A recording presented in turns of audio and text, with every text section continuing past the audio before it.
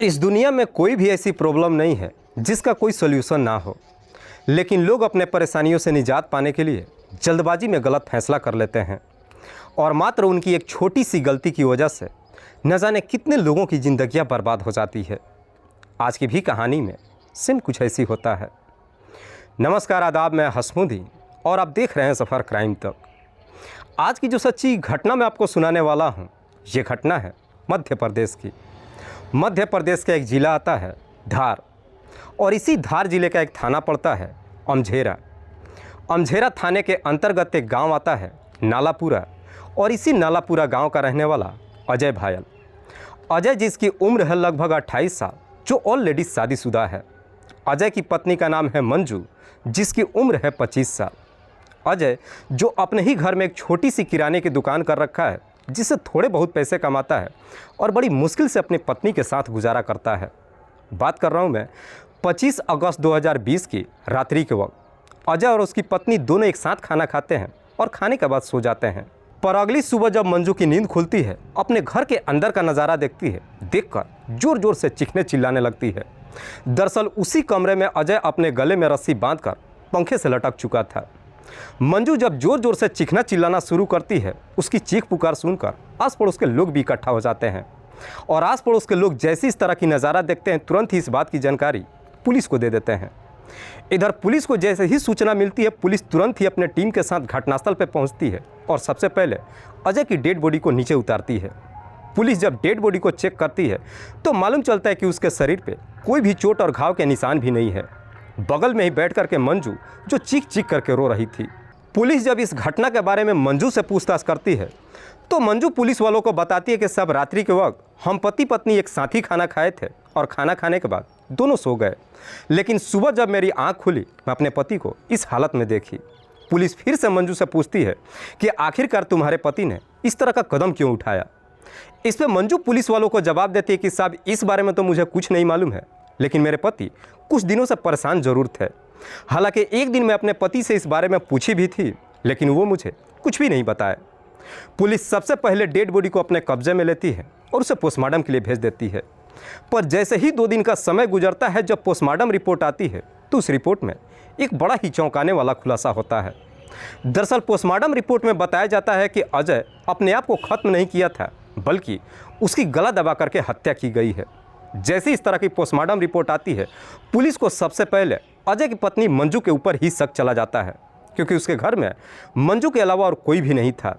इसी शक के आधार पर पुलिस अब मंजू को थाने में बुलाती है और उससे तरह तरह का सवाल करती है। पहले तो मंजू पुलिस को पूरा घुमाने की कोशिश करती है, लेकिन पुलिस जब मंजू से सख्ती से पूछताछ करना शुरू करती है, आखिरकार मंजू अपनी सच्चाई कबूल कर लेती है। लेकिन मंजू जब इस हत्या की पूरी कहानी बताती है तो वाकई में इसे सुनने के बाद हर कोई चौंक जाता है। दरअसल इस कहानी की शुरुआत होती है जब अजय मंजू से शादी कर अपने घर लेकर आता है। मंजू जो देखने में बेहद ही खूबसूरत, लेकिन उस वक्त अजय जो दूसरों के खेतों में किसानी का काम करता है। लेकिन जब मंजू से शादी कर अपने घर लेकर आता है, किसानी का काम छोड़ देता है और अपने ही घर में एक छोटी सी किराने की दुकान कर लेता है, जिससे थोड़े बहुत पैसे कमाता है। जब कुछ महीने का समय गुजरता है, घर की स्थिति में कोई बदलाव नहीं होती है। एक दिन मंजू अपने पति को सुझाव देते हुए कहती है कि क्यों ना हम दुकान के आड़ में शराब बेचते हैं, जिससे हम ठीक ठाक पैसा भी कमा लेंगे। शराब बेचने की सुझाव जैसे ही देती है, अजय इसके लिए तैयार नहीं होता है, बल्कि अजय अपनी पत्नी से कहता है कि पुलिस हमें पकड़ लेगी। पर मंजू अपने पति को समझाते हुए कहती है कि तुम्हें पुलिस की चिंता करने की कोई ज़रूरत नहीं है, मैं उन्हें देख लूँगी। उसके बाद से अजय इस काम के लिए तैयार ही नहीं होता है, बल्कि शहर से जाकर शराब खरीद कर लाता है और अपने ही दुकान में चोरी छिपे बेचने लगता है, जिससे ठीक ठाक पैसा भी कमाता है। अजय के ही बगल में एक गांव है राजेपुरा। इसी राजेपुरा गांव का रहने वाला मनोहर पडियार। मनोहर जिसकी उम्र है लगभग 35 साल, जो अपने गांव का बहुत बड़ा ज़मींदार है। मनोहर के पास ढेरों सारी दौलत भी है, लेकिन मनोहर एक नंबर का नशेड़ी होता है। मनोहर को जब मालूम चलता है कि अजय अपने घर में चोरी छिपे शराब बेच रहा है, मनोहर भी अब अजय के घर से ही शराब खरीदने लगता है। लेकिन एक दिन मनोहर जब अजय के घर शराब खरीदने के लिए जाता है और जब पहली बार उसकी पत्नी मंजू को देखता है, तो मंजू की खूबसूरती देख उसकी तरफ देखते ही रह जाता है। दरअसल मनोहर को मंजू पहली नज़र में पसंद आ जाती है। उसके बाद से अब मनोहर रोज ही अजय के घर पे शराब खरीदने के लिए जाना शुरू कर देता है। और जब भी उसके घर पे जाता है किसी न किसी बहाने से मंजू से बातचीत करने की कोशिश करता है। मंजू जो देखने में जितनी ही खूबसूरत है उतनी ही तेज भी है। मंजू को भी समझने में देर नहीं लगता कि मनोहर उसे आखिरकार चाहता क्या है।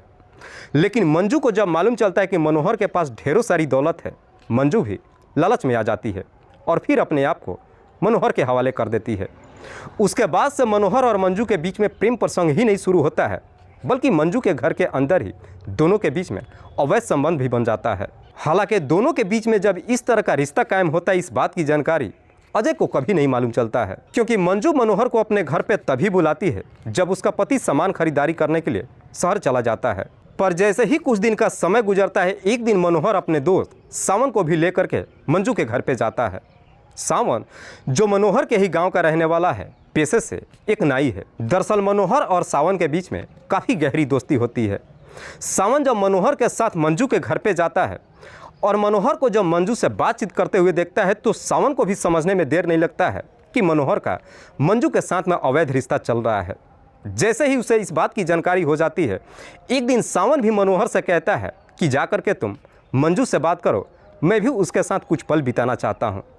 जैसे ही अपनी दिल की बात मनोहर से कहता है, मनोहर जाकर इस बारे में मंजू से बातचीत करता है।